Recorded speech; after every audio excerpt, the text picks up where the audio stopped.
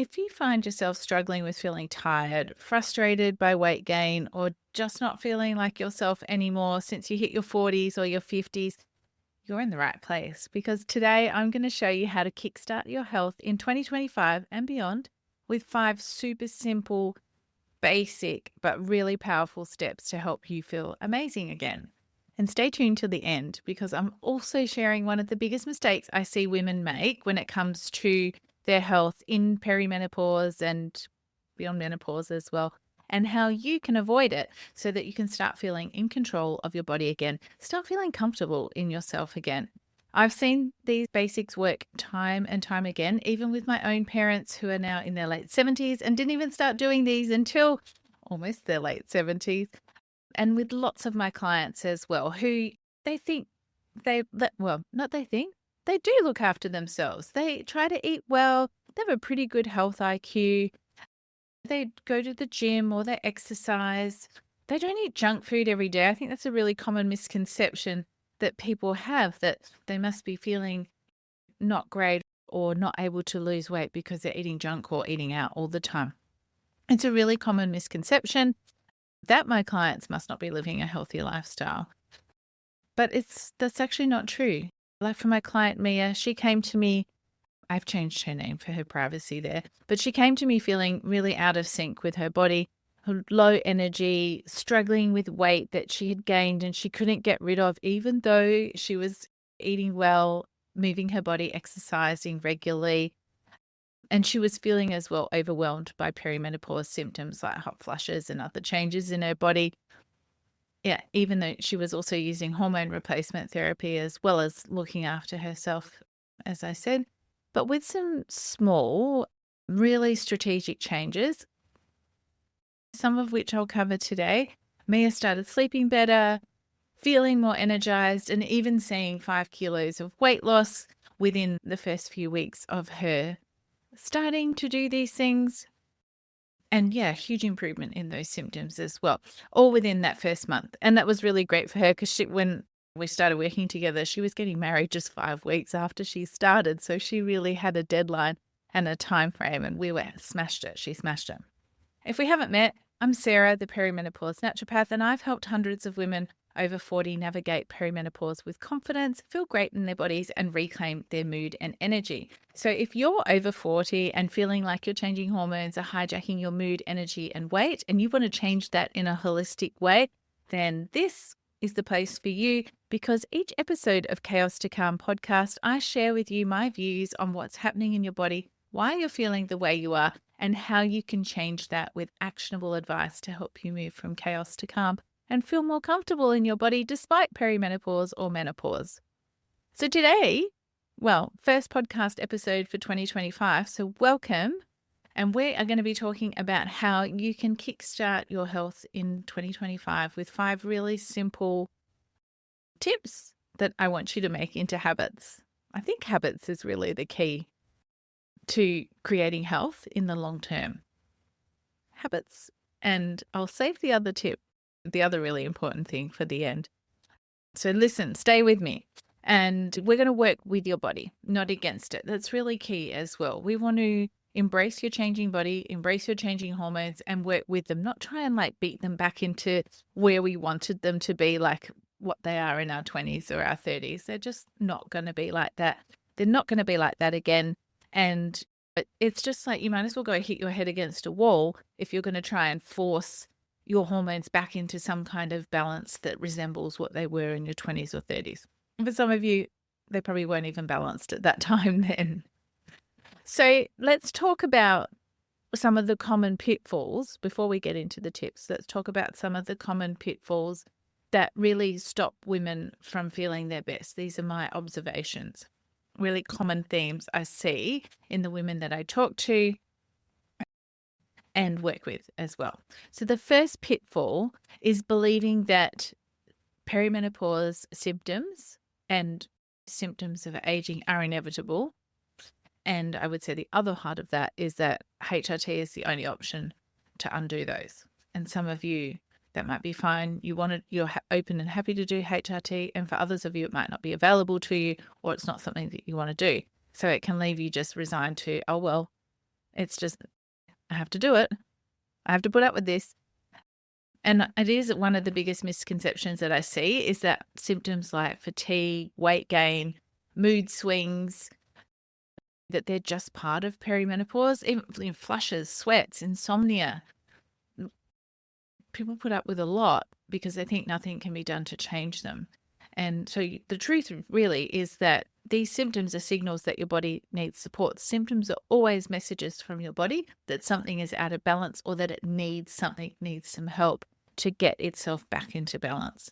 And it doesn't always have to be big, grand things that we change or we do. Sometimes the small daily habits and changes can make a huge difference. And that's what I'm here to talk to you about today, because it's not all fancy shakes, pills, powders, potions, flogging yourself at the gym at least for an hour every day. Like, it's just doesn't have to be about that.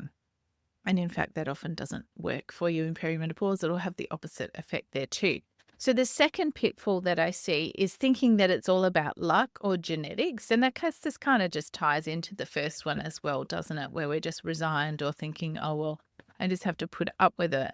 You might think your perimenopause experience is entirely dictated by your genes. So like, oh, well, my mum had a horrific perimenopause, so that's going to be it for me.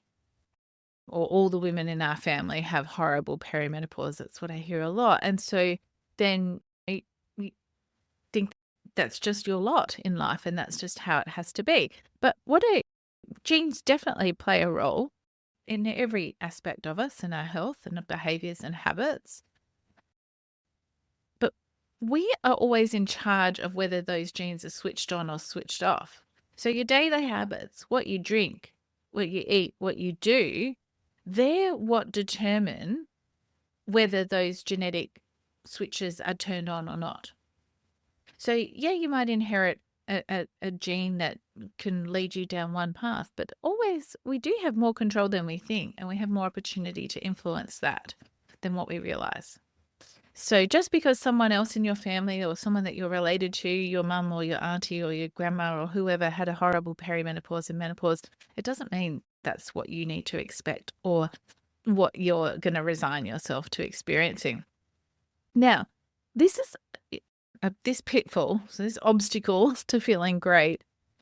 I see it in men and women, and I always say to my husband, I can't believe how many people write themselves off as old. So many people, like, I still play lacrosse and play competitive sport. And people will say to me, oh, I say, are you playing? Are you going to play this year? Oh, no, I'm too old now. I say, well, hang on. How old are you? And they'll be like late 30s or early 40s. I'm like, dude, 50 and still playing. My husband's 55 and he's still playing. And I get that it's not for everyone. Maybe you have other focus or things shift in life. But don't tell me you're too old when you're in your 30s or 40s. Please don't write yourself off as old at that time, because it's simply not true. Yes, we're aging. We're aging all the time. Every day we're a little bit older than we were the day before. It's true. But so many women in their 40s and 50s, and men, like I said as well, but you assume that feeling tired, uncomfortable, joint pain, or all those sorts of things is just what happens when you age. And it's just simply not true. Aging doesn't have to mean decline, and it doesn't have to mean pain and being uncomfortable. Again, it's about what you eat, drink, and do. And with the right support, you can thrive well into your later years. Like I said at the start, my mum and dad, my dad's 79, mum's 75. Oh, I hope I got that right. Yeah, nearly 75. And they're doing great, not on any medication, still really active. They take my kids out every week and they're going for walks on the beach and ride their bike, and dad plays golf and for the most part walks around the 18 holes every time. So, you know, please don't write yourself off as old, and what people will accept as, oh, I'm just getting older, the things that they'll live with or put up with. Whew, it's no good. And there's plenty of life left in you yet, I'm sure. So pitfall number 4, living life on autopilot.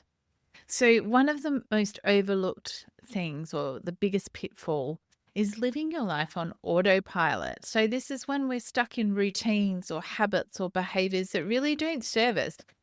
But it's just things that we do because that's what we do. That's what we've always done.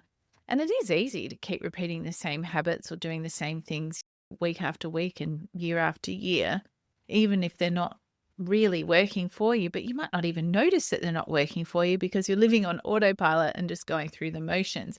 Our brain loves it when we live on autopilot because it's less resources that are needed for it to keep us, upright and alive. It can just tune out because there's so much input in all our senses into our brain. There's a lot of input all the time. And that means that it needs to filter out a lot of stuff. So if we're just doing the same things and living on autopilot, maybe eating the same foods or buying our lunch at the same place and eating the same thing from that same restaurant or cafe all the time, even if we think afterwards, oh, I don't feel really great eating that or whatever it might be. Our brain does like that because it's less decisions and less thought that has to go into the process. Living on autopilot kind of makes us like a robot, I think. This is we're pre-programmed and just doing the same program over and over again. And a lot of the time it doesn't suit you, especially as your hormones change and your body is changing. You need to change the program. Now, so that's the common pitfalls or common obstacles that I see. And that's not even considering what you eat, drink, or do, but it's really the thoughts, isn't it? I've been talking a lot about thoughts lately in the last probably 8 episodes. But I hope that you see that's why it's, really important. Your mindset and thinking about why you're eating or why you're doing the things that you do is so important. So now let's shift into talking about what you can do or what I suggest that you do, some simple but really powerful habits that will help you feel amazing in 2025 and beyond, because I'm not all about new year, new you, or quick fixes or all or nothing diet mindset. I'm here to help you make long-term healthy lifestyles. That's what I love to help people to do. Learn how to eat to support their body or eat in a way that supports their body now and ongoing, and building that long-term healthy lifestyle so that you learn what to eat for sure to manage through perimenopause, but also beyond that as well. So the other thing about what I'm going to talk about is, yes, they are small and they're kind of basic, but they're the things that give you the long-term health. They're small, they're actionable, and they build momentum. They feed off each other and they all stack and work together to give you that long-term health, because long-term health isn't necessarily about completely overhauling your life, burning it all down and starting again. And for some people, they're doing that might work really well for you, but for others, it can be difficult to do that, and you're better off just adding in small things one at a time. So I'm going to give you 5 tips, and then I'm going to tell you the big mistake that I see people make all the time, so you don't do it too. But what I would suggest is that you add in your tips, like work on one at a time. Add one in, master it for at least a week, and then add another behavior in.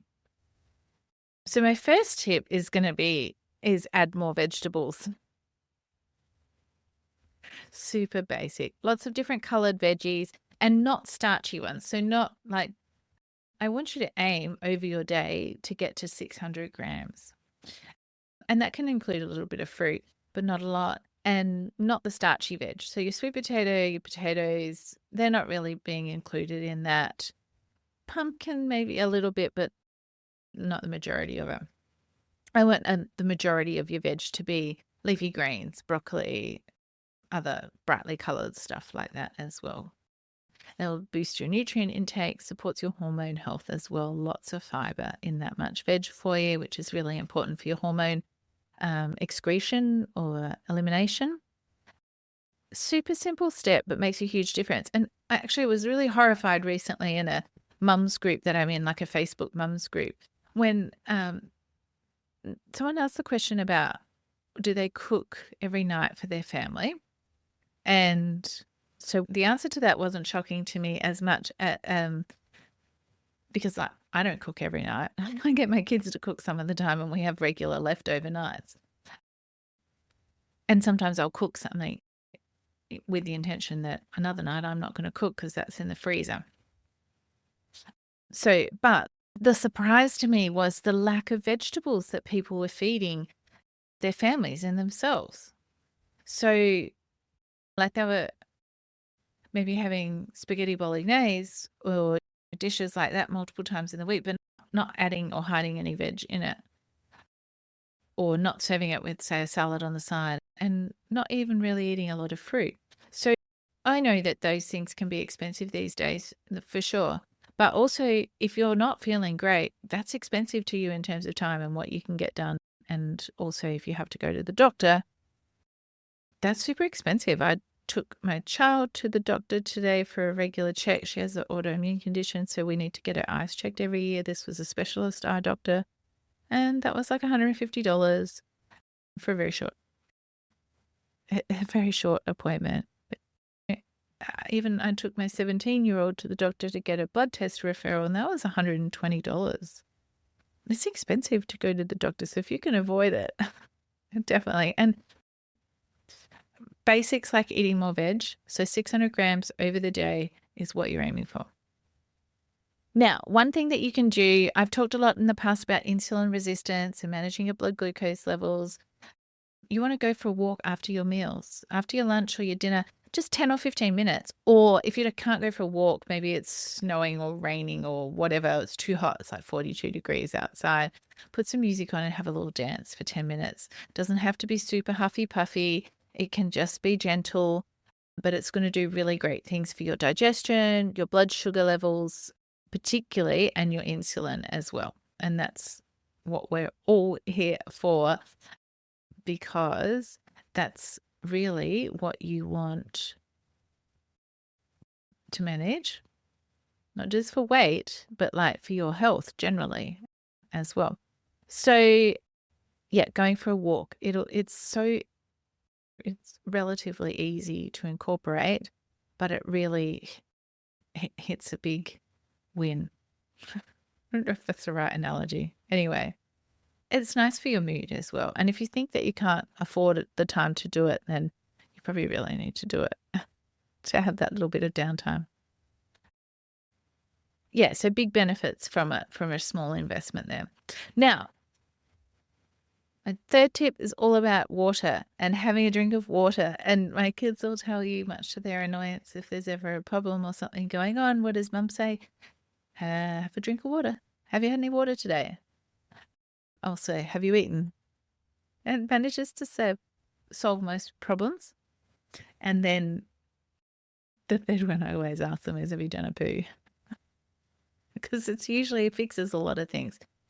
And if you don't drink enough water, it's really difficult to go to the toilet and use your bowels. So dehydration can worsen lots of things: fatigue, brain fog, your memory, concentration, those things that can be big problems in perimenopause and menopause, early menopause as well. How much water you actually need is usually a lot more than what you think. I've got a blog, I'll put it in the show notes, the link to it there, so you can calculate how much you need. And you can check it out in the show notes there. Super important. And I do recommend a filter, and I talk about that in the blog as well. Tip number 4 is sleep. Now, I did talk about this just towards the end of last year, so probably episode 74, I think, is about sleep. And it is the most underrated tool for your health. And I know in perimenopause it's really difficult to get sleep, but prioritizing and setting things up so you give yourself the chance or the opportunity to have 7 to 9 hours of sleep each night is a real game changer. And ideally, that some of that sleep, like at 1 to 2 hours, will be before midnight, because that's going to pay big dividends for your health. So I talked about in that sleep podcast episode last about dimming the lights, turning off your screens, unwinding with something calming like reading or stretching. And doing that and really focusing on that sleep and giving yourself the opportunity to sleep, because it's where your brain and your body does its repair and rebalancing and restoration, pays dividends for your health, your weight. I've got so many blogs and podcast episodes on how sleep impacts your health in the long term. And yet we're still scrolling on our phones or watching stuff late into the night to have some me time. The me time you need to have is with your pillow and sleeping. And that is going to give you more energy and less reliance on caffeine, which also messes with your hormones and your mood and your energy. And yeah, there's a lot of research that supports sleep as being really key for your longevity and your health. Last tip, last thing to try over the next weeks is incorporating phytoestrogen foods. I have a love affair with them. I eat them every day. I encourage all my clients to eat them every day. And they are natural compounds found in your foods like flax seeds and lentils and tofu to help modulate your estrogen levels. And they're really helpful to reduce symptoms like hot flashes or your mood swings, and also helping to improve your insulin sensitivity and halt that sort of creeping weight gain that women in perimenopause and menopause have to the tune of usually 500 grams per year. I've got a blog that goes deeper into phytoestrogens and one on soy as well. So I'll link both of those in the show notes for you at www.chaos2calmpodcast.com. All right, that's my 5 tips for you for today. Adding in more veggies today, so 600 grams per day, in non-starchy veg, so not potatoes or sweet potatoes, and a little bit of pumpkin, not a lot. Same with carrots, and a little bit of fruit can be incorporated into that, but not the potatoes and sweet potatoes. Go for a short walk after your lunch and dinner or breakfast as well. Make sure you're getting enough water, plain water, not flavored. Prioritize your sleep and getting sleep. Incorporate some phytoestrogen foods into your day. And the biggest mistake, I think, the biggest pitfall is writing yourself off as old or resigning yourself to, oh, that's how it was for my mum. That's how it's going to have to be for me. Aging doesn't have to mean feeling bad or slowing down. Also, perimenopause and menopause doesn't have to mean feeling bad or slowing down. I think it's really important that you understand that. I guess if you're here with me on the podcast, I'm hoping that you do know that and understand that by now, but I can't tell you enough that it's really important. And like I said, I've had probably the last 8 or so podcast episodes have all been about habits and mindset and reflection and reviewing. They are the keys to your long-term health. And you can feel incredible. No matter your age, no matter what stage of perimenopause or menopause you're at, you can feel great.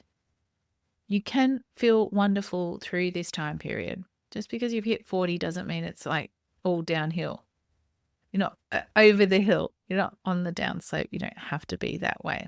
So I think that's the big mistake that people make, is writing themselves off as old or, oh, well, it's perimenopause, it's menopause. What can you do?